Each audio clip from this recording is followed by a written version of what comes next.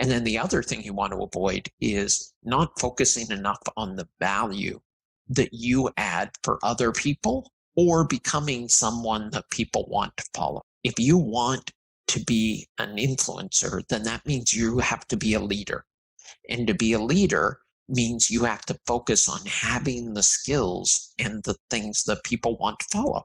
You couldn't be a beauty blogger, or Kylie Jenner could not have done what she did if a good number of people didn't think she was pretty. That was a necessity to do that. You can't come online and start putting out content about marketing unless you're willing to learn about marketing. People need you to be an expert if you want them to follow you, which means you have to focus on becoming the person they want to follow from a point of view of your knowledge, from a point of view of your presentation skills, from a point of view of your writing ability. If you're going to just send emails to your list and you want people to follow you, then you need to learn how to write good emails. They're not just going to follow somebody who writes bad emails or that doesn't have anything interesting to say. So you have to focus on what value do people get from being connected with me. And people generally get value either by being educated or entertained, or ideally, as I always say, a combination of both. They get educated, but in an entertaining way, right? You're adding that value of either educating them or entertaining them or both. And the better you get at doing that, then the more people will want to follow you. So you have to focus on improving your skills and becoming a person that people want to follow. I have found in a lot of the discussions that I've had with people, there's a variety of different things that make people want to follow you and that make you more of an influence. One of those things is consistency. People love consistency. I was speaking with someone just last night, and that was what he said to me. He said, one thing that I've always marveled about you is your consistency. I get emails from you almost every day, adding some value or teaching me something. And you're consistent, and you've been doing it year after year after year after year, like Gary Vaynerchuk. People really appreciate and value consistency, and they see that as a trait of a leader. Because the reason is most people, especially in the work from home niche, aren't very consistent themselves. We go out and we look for the traits that we feel we lack because that's where we want help. If you want to be more consistent, then you want somebody to lead you who is consistent. They will help to raise your standard. So we look for in other people what we feel like we are missing. So if you help to fill that role for people, then they will follow you. Consistency is a big thing. So just sending your emails regularly, them seeing your name out there all the time. The other thing is results.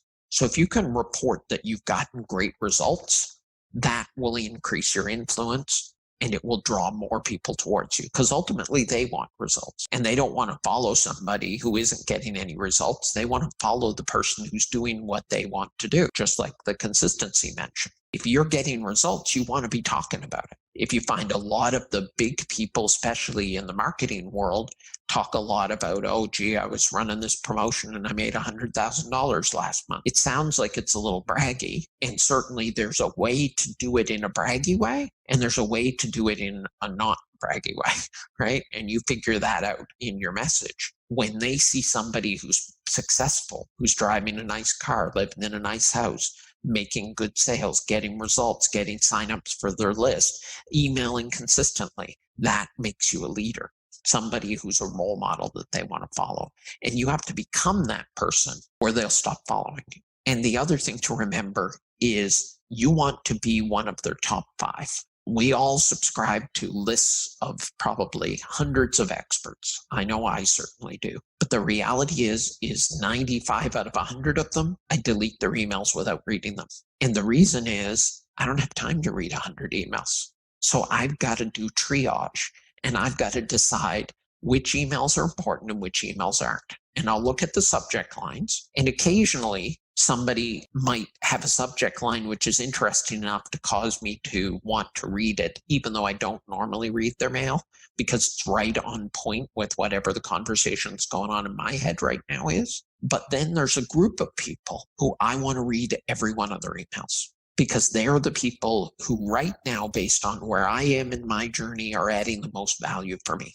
So, for example, one of those people for me is Dean Jackson, who I mentioned earlier. Another person for me is Todd Brown from Marketing Funnel Automation. I read a lot of Russell Brunson's emails. Why? Because I build a lot of funnels and lead capture systems and conversion systems. So people like Todd Brown and Russell Brunson are people that are talking about things that I'm trying to get better at. So those are people who I'm not going to want to delete their mails unless that. So I'll keep them in my inbox, even if I don't have time to read them right now, but I'll delete everybody else's.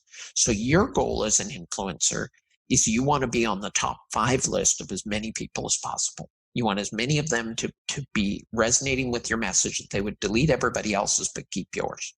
And if you do that, then that will give you influence. Make sure you're adding the value that you will be in their top 5.